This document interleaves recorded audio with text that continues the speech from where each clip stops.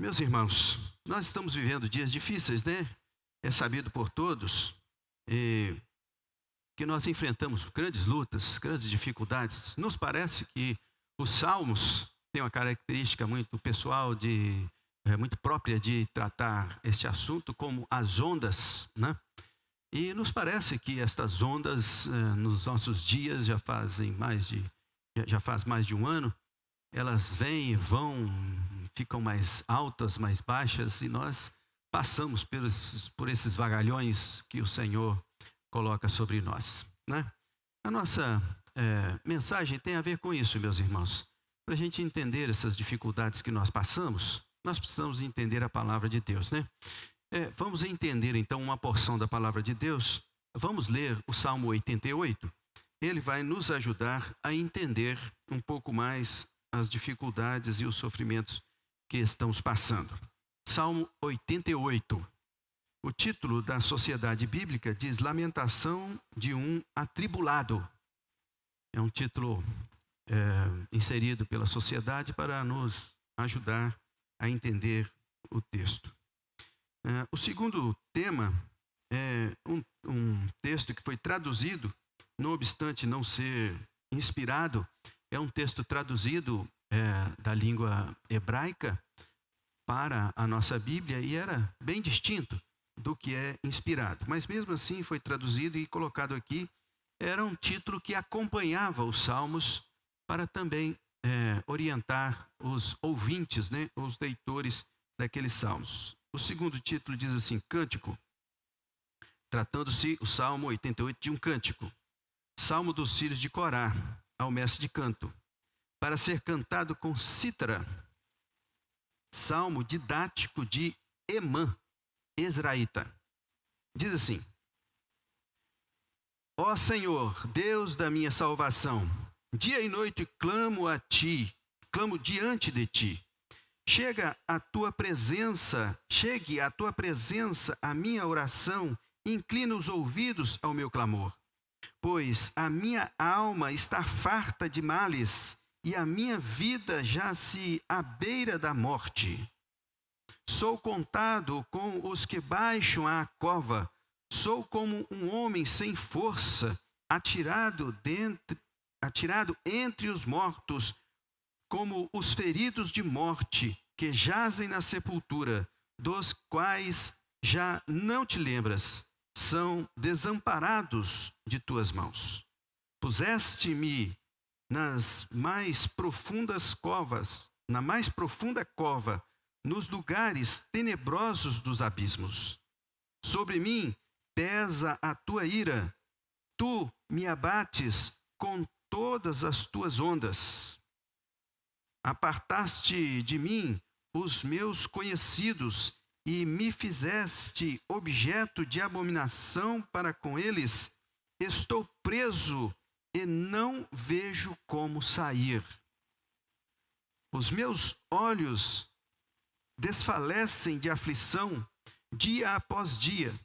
Venho clamando a ti, Senhor, e te levanto as minhas mãos. Mostrarás tu prodígios aos mortos, ou os finados se levantarão para te louvar? Será referida a tua bondade na sepultura? A tua fidelidade nos abismos? Acaso nas trevas se manifestam as tuas maravilhas? E a tua justiça na terra do esquecimento? Mas eu, Senhor, clamo a ti por socorro, e antemanhã já se antecipa diante de ti a minha oração, porque rejeitas, Senhor, a minha alma, e ocultas de mim o rosto. Ando aflito e prestes a expirar desde moço. Sob o peso dos teus terrores, estou desorientado. Porque por sobre mim passaram as tuas iras, os teus terrores deram cabo de mim. Eles me rodeiam como água de contínuo, e a um tempo me circundam. Para longe de mim afastastes amigo e companheiro. Os meus conhecidos são trevas. Até aí, meus irmãos, o Salmo 88, de 1 a 18. Eu queria que você fechasse os seus olhos ainda, por favor, e me acompanhasse numa oração. Senhor, nosso Deus, a tua palavra diante de nós nos mostra um ambiente sombrio em que os teus filhos no passado passaram, ou pelo menos o teu filho no passado passou. Porém, Senhor, diante dessas dificuldades, desta sombra da alma, o Senhor nos ensina várias lições. Nos faz aprender, nos faz regozijar, nos faz adorar. Por isso, Senhor, em nome de Jesus, abre os nossos olhos nesta hora para compreendermos a tua palavra e também, como os teus filhos no passado, sermos consolados, sermos animados, encorajados, estimulados a enfrentar todas essas dificuldades, sabendo que o Senhor reina sobre todas as coisas. Em nome de Jesus, Senhor, abre os nossos olhos nesta manhã. Amém. Amém. Meus irmãos, é importante que a gente saiba e possa contribuir com os irmãos a entender esse salmo, algumas informações que são indispensáveis para a gente nesta hora. Eu queria só ressaltar algumas para que você possa compreender. O livro dos Salmos tem uma característica diferente. É por causa disso que às vezes nós que estamos aqui à frente dirigindo, falamos não Salmo capítulo tal, falamos o Salmo número tal, porque é mais apropriado a este Salmo. O livro dos Salmos tem a característica de ser um livro que foi formado por vários salmos. E não como os outros livros que, ao serem divididos em capítulos, era um livro só, que foi dividido em capítulos e versículos. Os Salmos não. Os Salmos é um livro que foi juntado vários salmos. Então, quando nós nos referimos ao Salmo 88, é assim mesmo, apropriado para dizer. Não capítulo 88, mas sim o Salmo 88. Ele foi juntado e foi escrito em aproximadamente 1000 anos. Para que vocês entendam, em 1000 anos, as características culturais, as características poéticas do Salmo são alterados. Então, desde o Salmo de Moisés até o Salmo 136 e 137, que são tidos por anônimos, mas mesmo assim identificados como exílicos e pós-exílicos, ou seja, o período dos 70 anos na Babilônia, o Salmo 137, teve, por exemplo, o auge no meio da sociedade, quando fez sucesso numa letra do grupo Boney M, dos Estados Unidos, cantando em inglês essa música no ano de 1978. O Salmo narra justamente a saudade de Sião, né? Quando o povo estava cativo em Babilônia, saudosos da terra pátria. E também o Salmo 136, que narra a misericórdia do Senhor quando eles viram os muros restaurados de Jerusalém e o templo restaurado de Jerusalém. Então eles cantaram a misericórdia do Senhor. De maneira que em 1000 anos os salmos foram escritos. Daí este salmo aqui nos mostra como um salmo didático. Está escrito aí no título, né?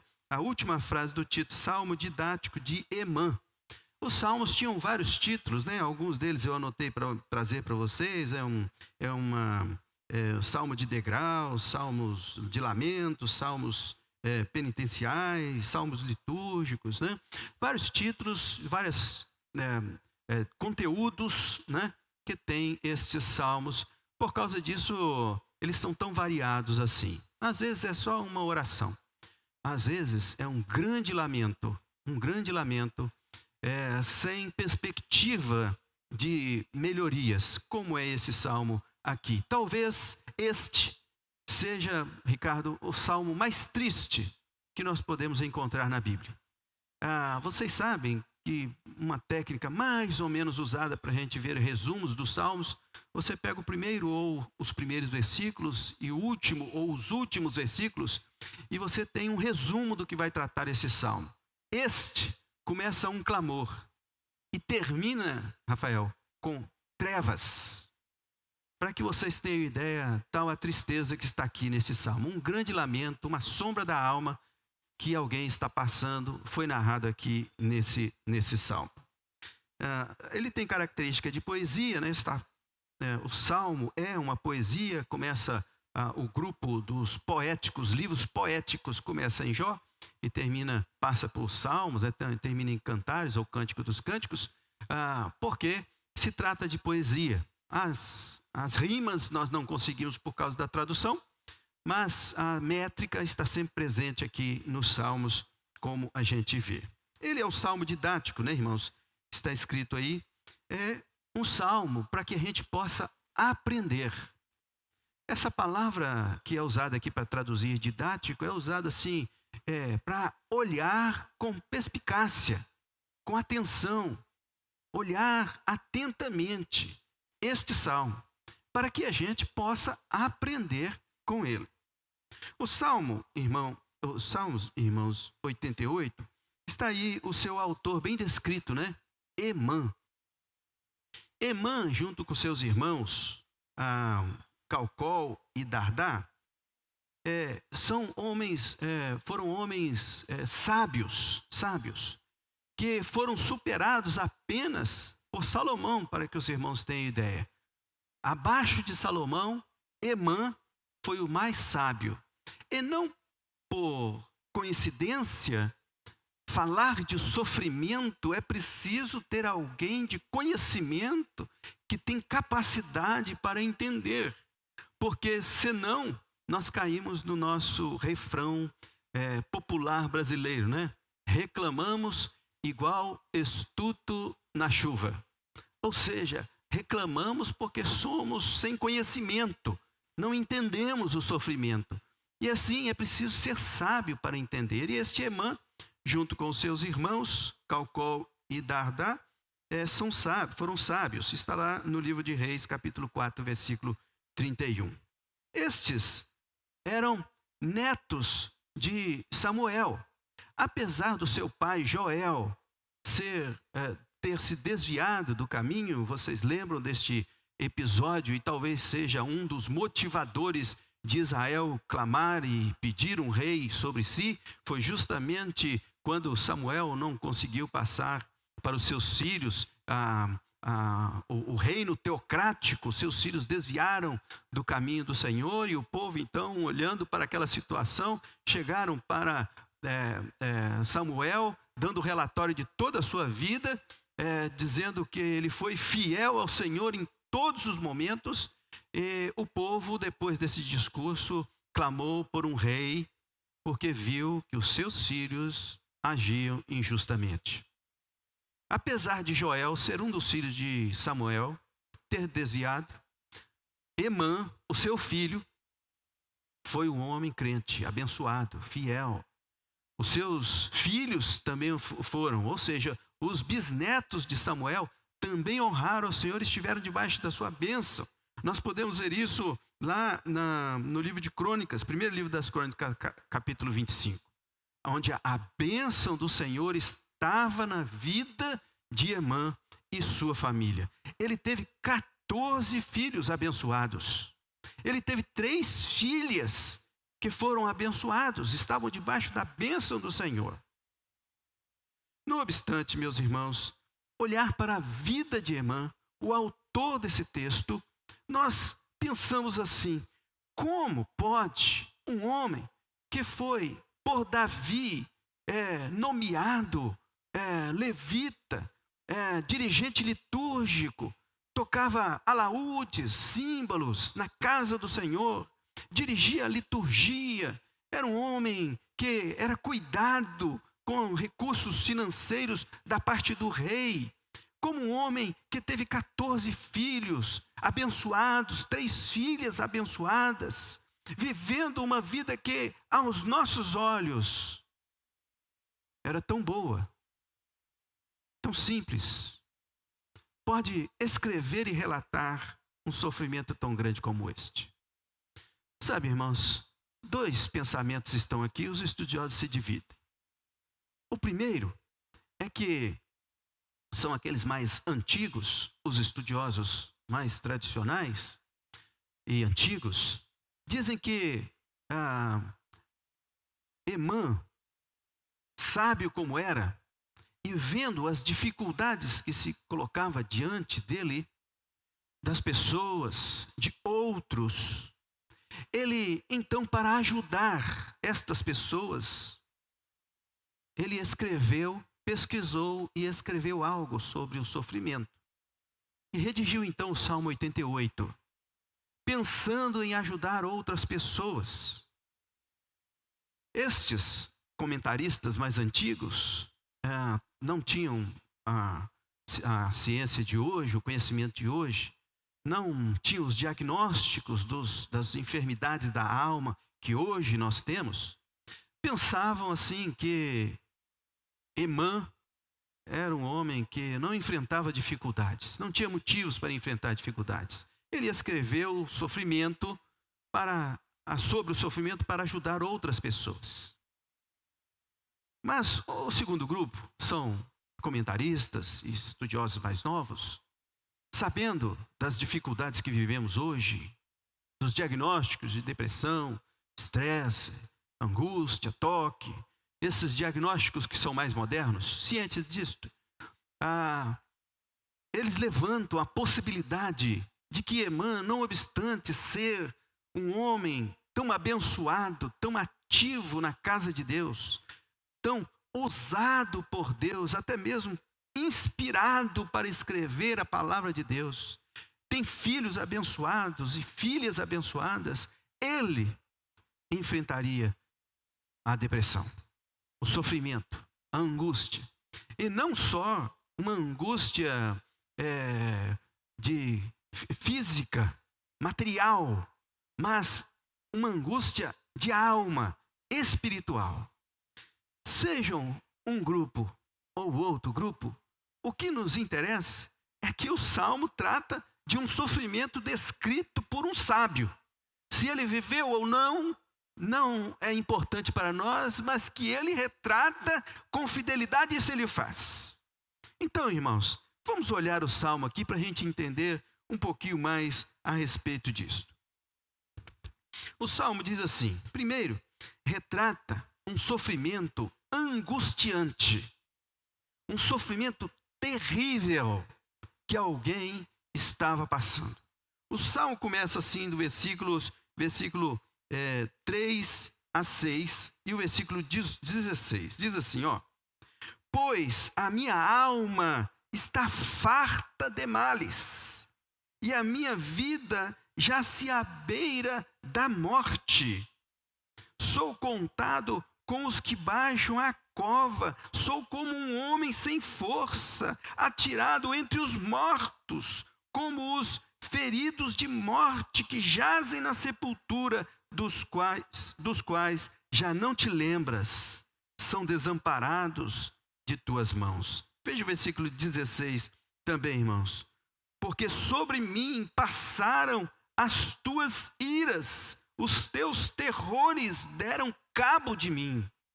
Isto narra, irmãos, um personagem em grande aflição, em grande sofrimento, uma sombra na alma daquela pessoa, uma angústia terrível.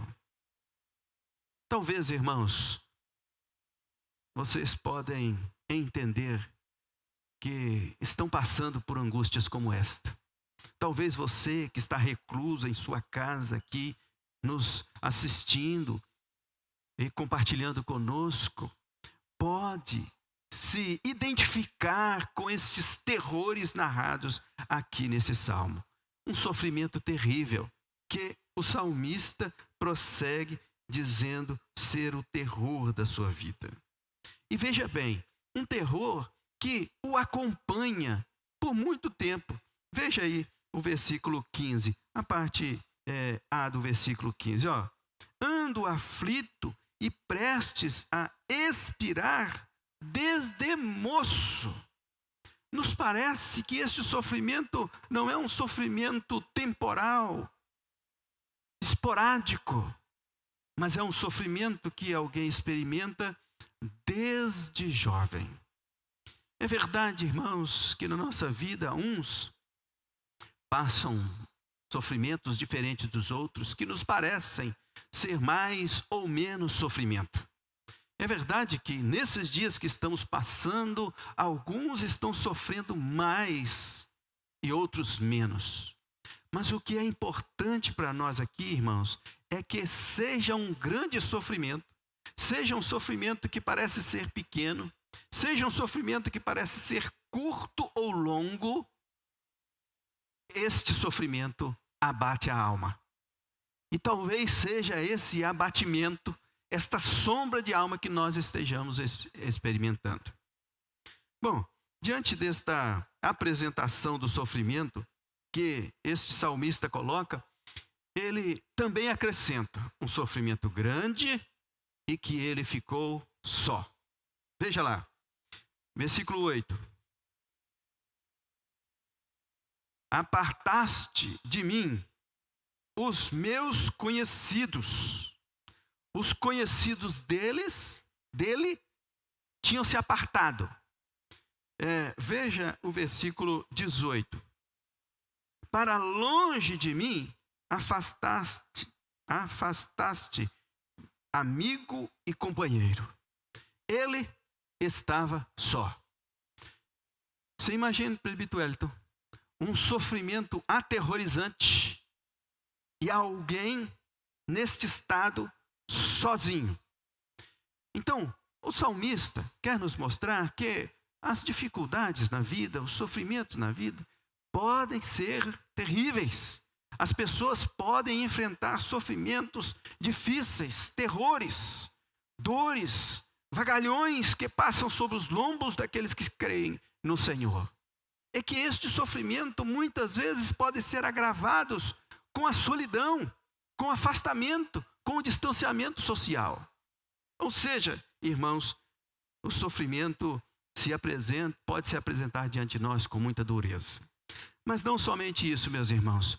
O salmista nos traz a convicção que nós também, alguns de nós já temos, mas vale a pena a gente confirmar aqui, de que o agente desse sofrimento não é o homem, não é o próprio homem, não é nem o diabo, Rafael. Ele identifica o sofrimento como o agente do sofrimento como sendo Deus. Ele se refere. Diz aí o versículos 6 a 8.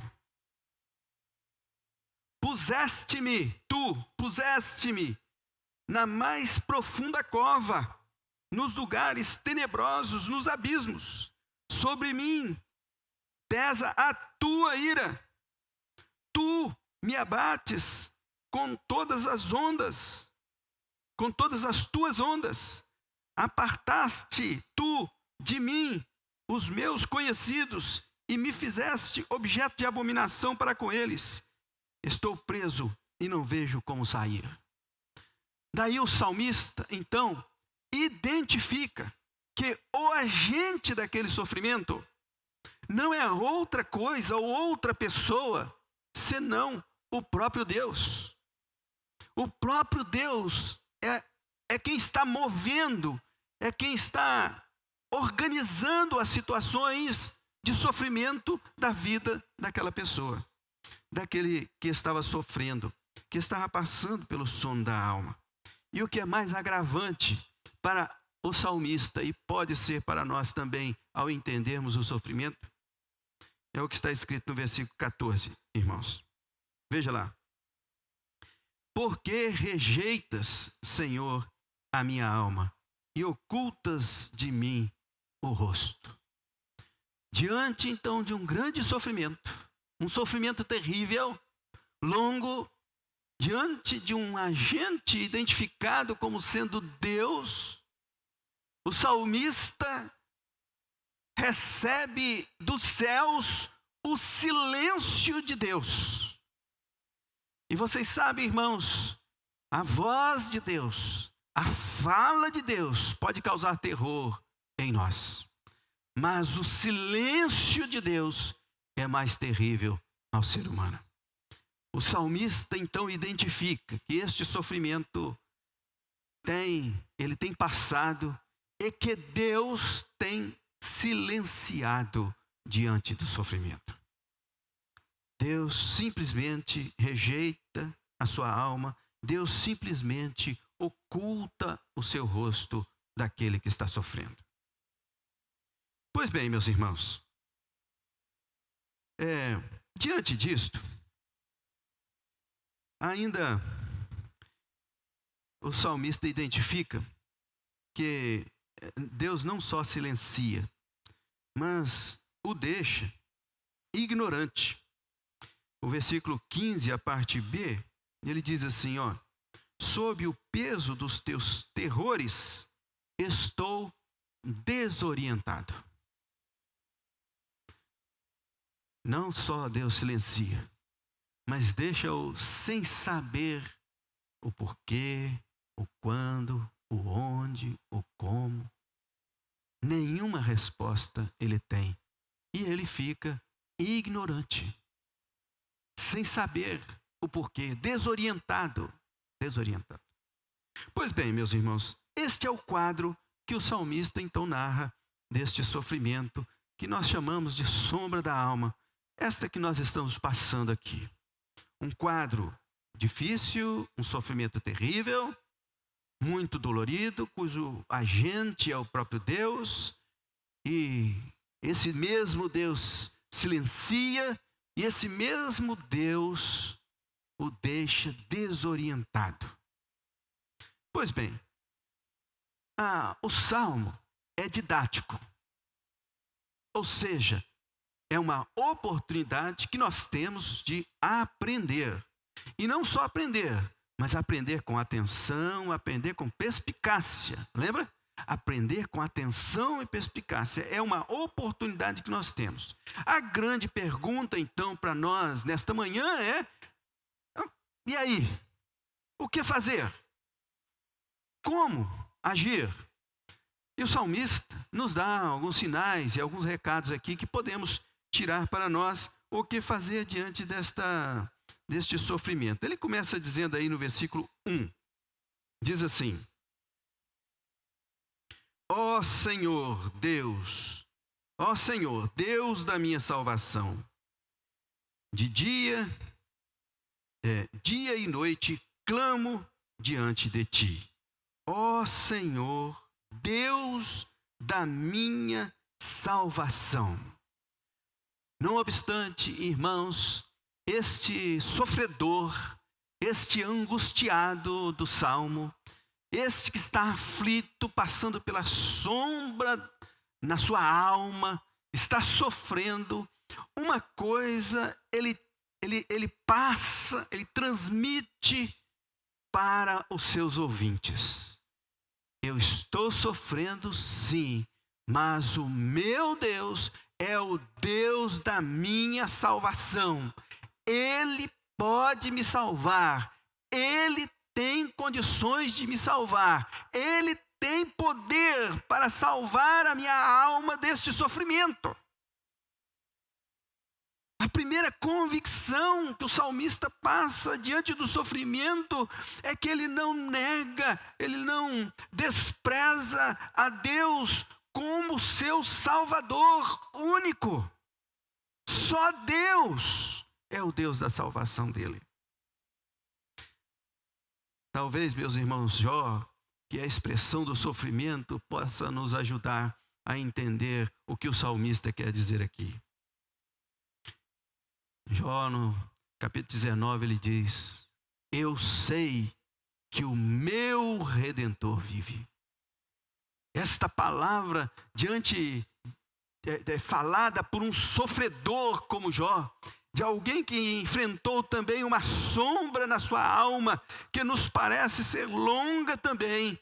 no meio do seu sofrimento, veja bem, capítulo 19, no meio do seu sofrimento, ele diz: eu sei que o meu Redentor vive.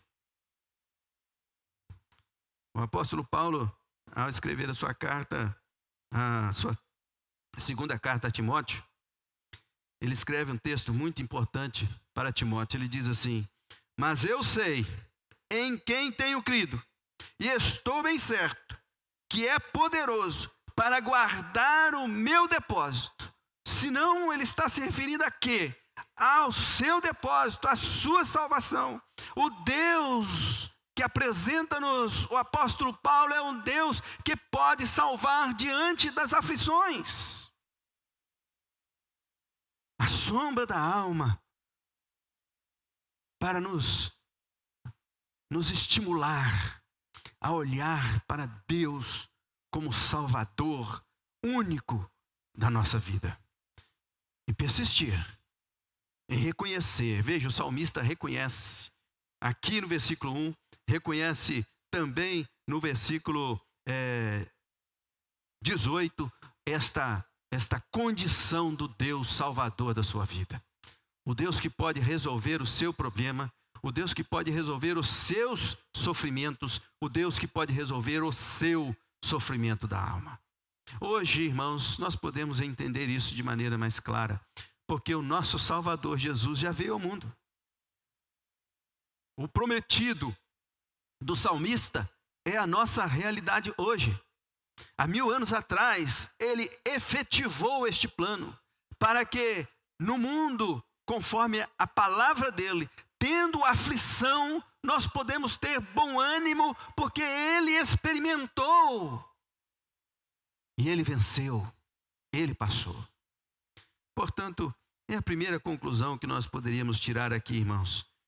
O sofrimento pode nos ensinar a olhar mais firmemente para o Deus da nossa salvação.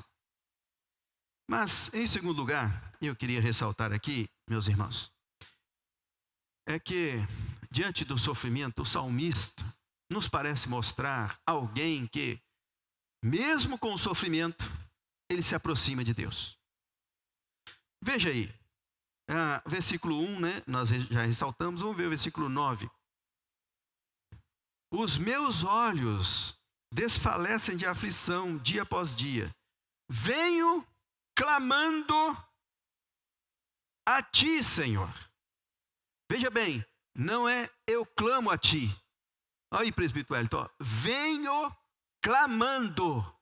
Insistentemente, o salmista quer nos colocar que este homem, apesar do sofrimento, apesar da angústia, ele vinha aproximando-se de Deus, andando com Deus, clamando a Deus, buscando a Deus. Sabe, irmãos, é bom que a gente entenda isso. Deus não tem prazer no sofrimento dos homens. Está escrito em Lamentações capítulo 3, versículos 31 a 33, bem claro. Deus não é um Deus sádico que tem prazer ao ver o sofrimento dos seus filhos. Pelo contrário, Ele quer, lógico, Ele é amor, Ele quer nos aliviar a alma.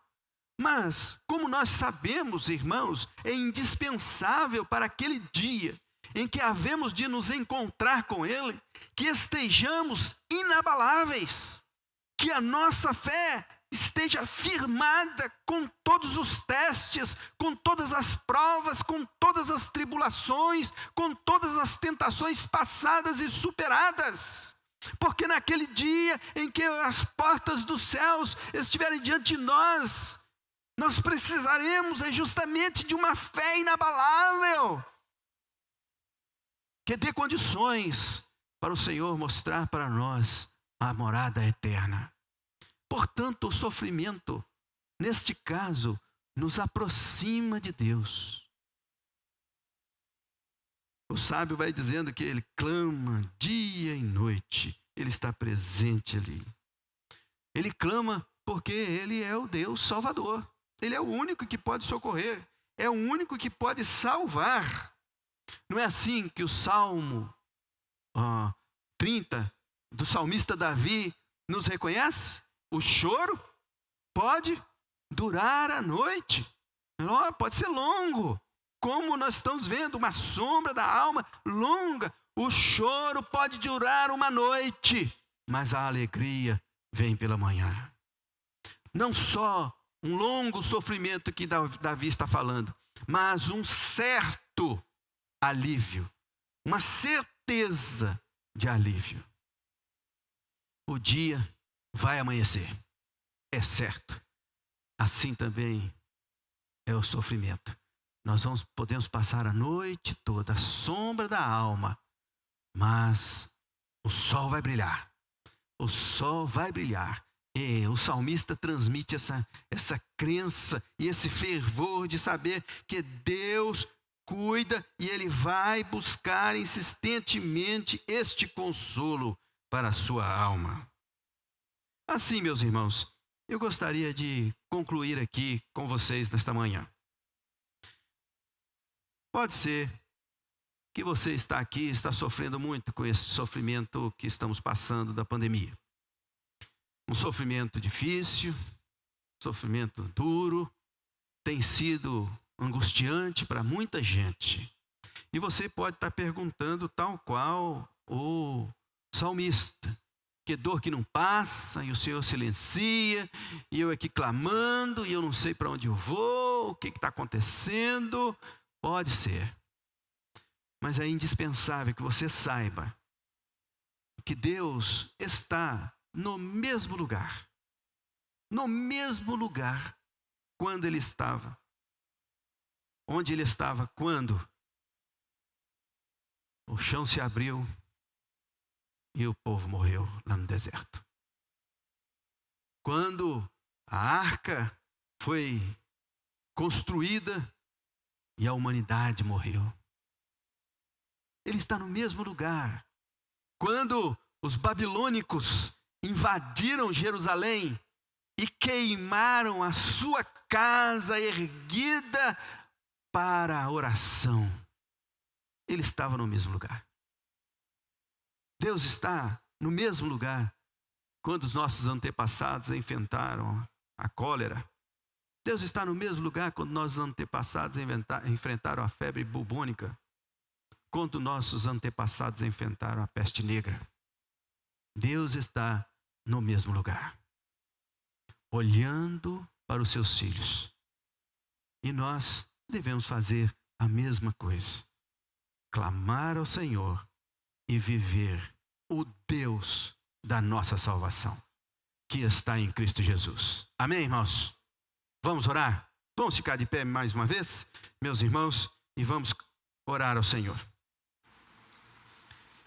Senhor, nosso Deus, queremos agradecer o cuidado do Senhor por nós, sobretudo, Senhor, a Tua palavra límpida e clara diante de nós. Pedimos que o Senhor conforte o nosso coração com este salmo. Pedimos que o Teu Santo Espírito edifique cada alma, fortaleça cada alma, estimulando e encorajando a enfrentar todas as lutas e todos os sofrimentos, crendo que o Senhor está no trono, que o Senhor controla todas as coisas, que o Senhor tem poder para salvar a alma e salvar-nos deste sofrimento. Senhor, em nome de Jesus, nos abençoe assim nesta manhã, confortando e animando os nossos corações. Em nome de Jesus, nós oramos agradecidos. Amém, Senhor Jesus. Amém.